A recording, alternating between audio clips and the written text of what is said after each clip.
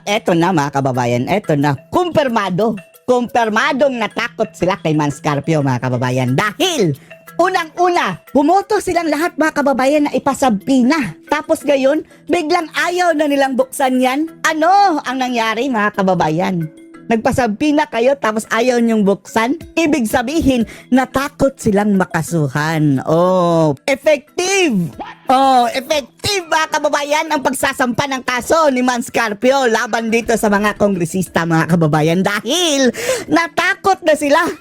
Nabuksan mga kababayan ang Pandora's box o box galing sa BIR mga kababayan na naglalaman ng mga tax returns si VP Sara. Nawala ang kanilang angas dahil pwede silang makasuhan at wala silang immunity dyan mga kababayan. At maliwanag pa sa sikat ng araw na mayroong paglabag. Panoorin nyo ha kung paano bumahag ang buntot ng mga buhayang ito. Sapagkat hindi naman ako abogado.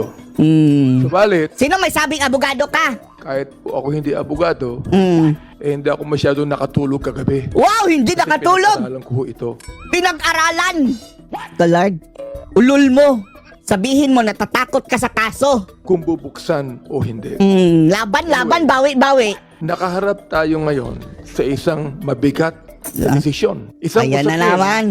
na hindi lamang susukat sa ating galing sa batas, Galing sa batas, galing yung mambed, ungas. kundi pati na rin sa ating prinsipyo at integridad. May prinsipyo pa ba kayo? May integridad pa ba kayo? Sa harap natin, Oh. andyan po yung mga income tax returns. Oh. Vice President Sara Buksan nyo!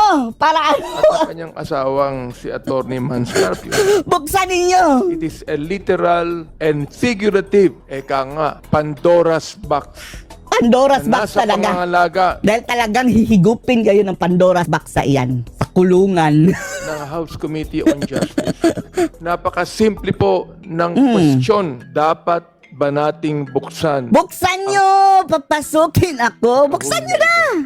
Sinabi po sa Biblia, Ay, Biblia na naman. Animal ka. Itong buhaya mga kababayan, no? Cringe mga kababayan. Makinig dito sa mga Biblia niya mga kababayan na ano. Mga quotes na impyerno itong si Abante eh. Sigurado tayo pagkamatay nito mga kababayan, impyerno ito. sa Luke 12:2, akin pong babanggitin sa wikang Tagalog, Babatukan ka ni Luke.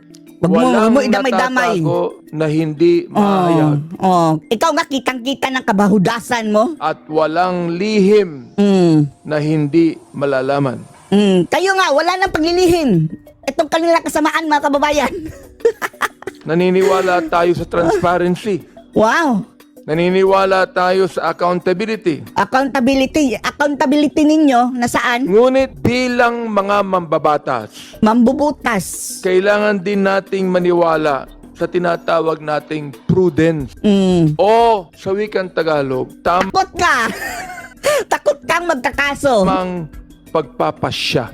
Hindi po yung galing sa batas, kundi prudence. Kahit pa, kung magaling ka talaga sa batas, hindi mo talaga yan bubuksan. Hindi ka nag-aalanganin na sasabihin mong, bakit pa napunta pa yan dito? Tingnan yung mga kabulukan na to. Maliwanag mga kababayan ha, na natakot sila. Dahil unang-una, pinagbotohan nila yan mga kababayan na isabina. Bakit pumayag sila? Bumoto nga sila. Almost all of them mga kababayan, bumoto sila na ipasabina. And then pagdating dyan, wag na nating buksan. Meaning, mayroong nagbago sa kanilang kaisipan mga kababayan, yung pagsasampa ng kaso ni Manscarpio. Oh. Mayroon tayong tinatawag na, eka nga, power of the subpoena.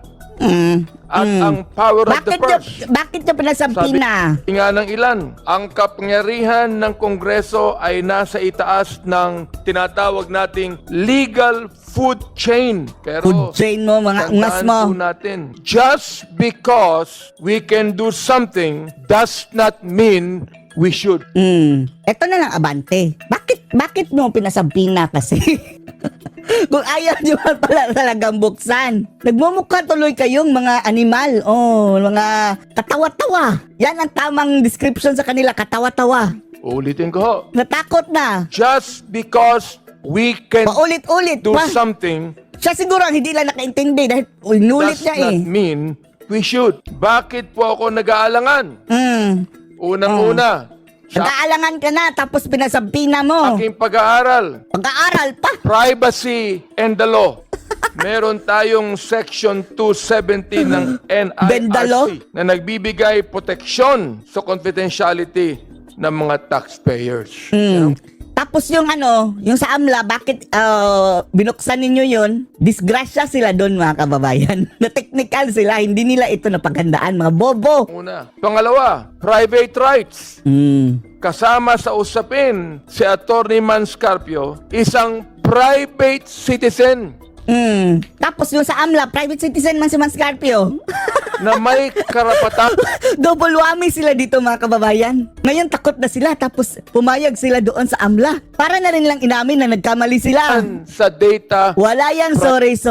privacy. Hindi po siya rito ang ating tinutugis bilang merong impeachable offense. Number 3, Kayo ang tutugisin na next process time. over politics. Wow, over politics, as if naman hindi sila namumulitika. Ang trabaho ng House Oh, ay tukuyin lamang ang probable cause.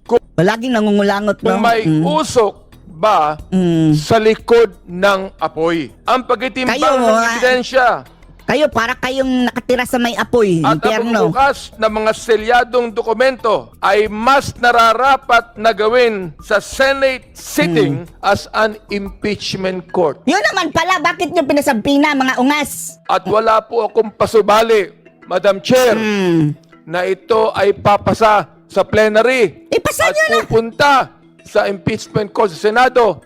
Bakit kinakailangan tayo magmandali? Oh, atat eh.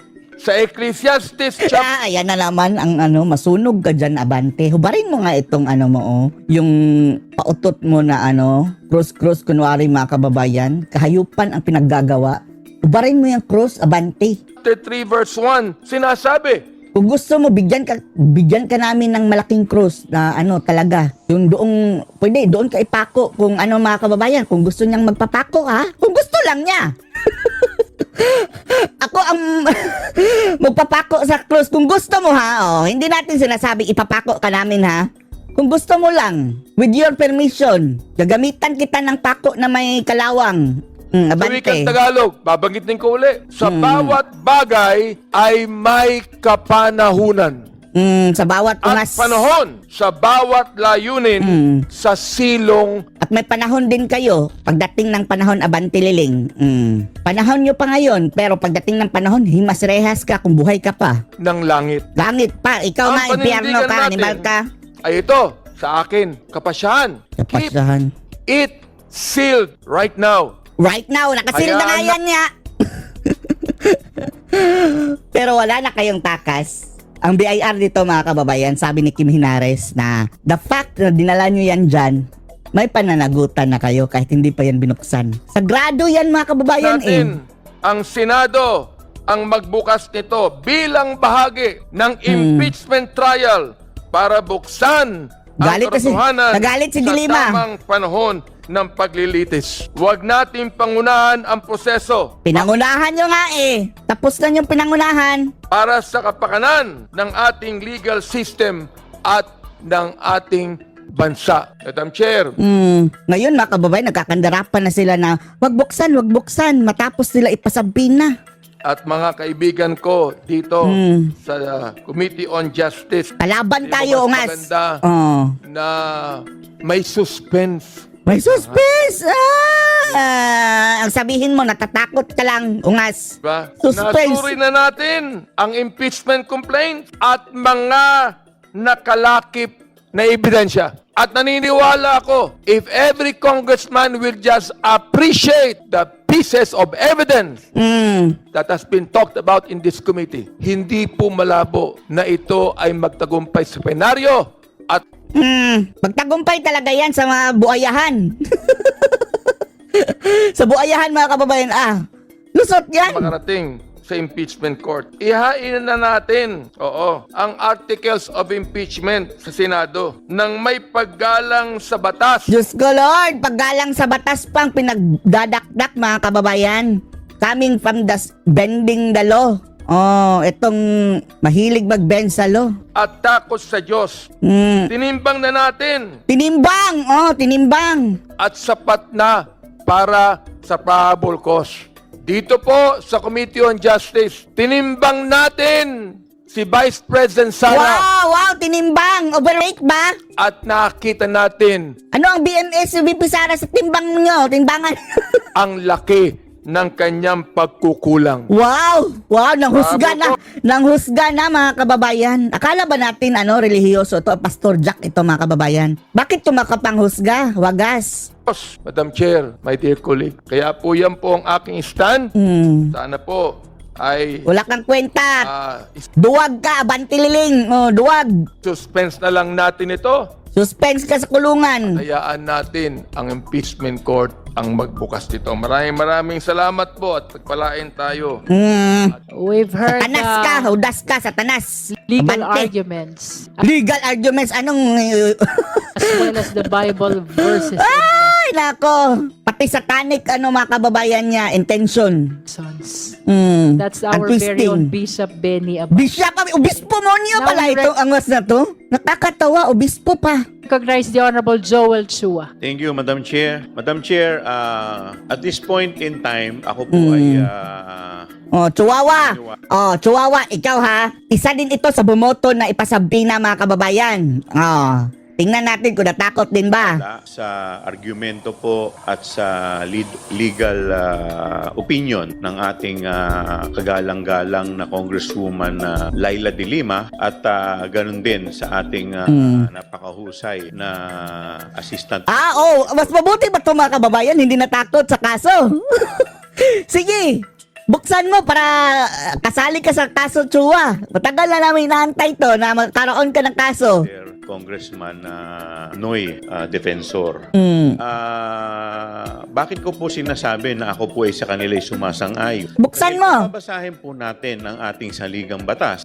Specifically, Section 3, Paragraph 8, Anong sabi? 11, sa accountability of public officer. Maliwanag po dito na sinasabi, the Congress shall promulgate its rules on impeachment to effectively carry out the purpose of this section. Sige, Ibig sabihin po, proceed kung anong tayo po punto mo. bigyan ng kapangyarihan ng batas, ng saligang batas na magbigay o gumawa ng ating sariling patakaran Wow, bending dalo na naman mga kababayan. dito sa impeachment. Sige, gumawa kayo pero dapat nyo ring ma-remember na mayroon kaya yung existing na law na ang exemption dyan, hindi kasali yang dyan sa Kongreso. Ang impeachment na tinutukoy doon mga kababayan sa impeachment court which is sa Senado. Ngayon, sa ating pong rules, Paano ka nakapasa ng bar exam? Section 7, malinaw po dito. Sabi po dito, the committee shall have the power to issue compulsory processes for the attendance of witnesses and the production of documents and other related evidence. Ang magpo-provide nga yan ang prosecutor mga kababayan, hindi kayo. Hindi ka naman... Ito po, Hayaan nyo sila Dilima ang produce. nasa harapan natin na ITR na selyado na galing po sa BIR. Ito po ay produkto o bunga ng compulsory process na inisyu po netong committee. At yun po ay ang Sige. subpoena duces tecum. Sige, buksan nyo nga. Para Ngayon, magkaalaman. kung meron pong conflict sa national law, Ayan, ibibend nyo ang law. sa konstitusyon, Ayaw mo sundin ang konstitusyon. Maliwanag ang conflict ha? lagi pong mananaig ang nakalagay po sa Mananaig kayo? Mananaig ang mga buhaya daw para kay Chua mga kababayan? ating saligang batas. Which is, hindi yun kasali ang Kongreso sa inyong trabaho. Hindi naman po tayo nagsabpina para sa isang selyadong box. Ang sinasabpina po netong committee to ay yung ITR o yung nilalaman po Sige. ng box. Kaya ako po naniniwala na tayo po ay talagang may karapatan. Subalit, Subalit. For Walang purposes. subalit. of determination of probable cause, at sabi nga po ng ating kagalang-galang Ay, nako, kagalang-galang. congressman galing po sa 6th District ng Maynila, dapat tayo rin ay mag-iingat. Pero hindi po ibig sabihin sa pag-iingat na to ay tayo sinusuko na po natin ang ating pong kapangyarihan.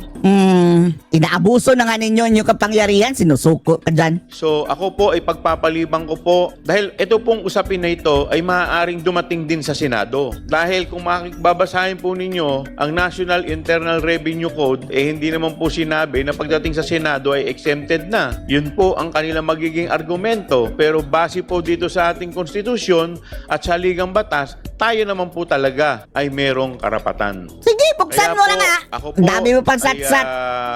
i-reserve ko po to for purposes of determination of probable cause. Takot Tayo ka po pala ay pupunta sa hakbang ng pag-iingat. Ang ending mga Thank you, kababayan Honorable ay Chua. ang Now we ending mga kababayan ayaw din. Ayaw din palang buksan.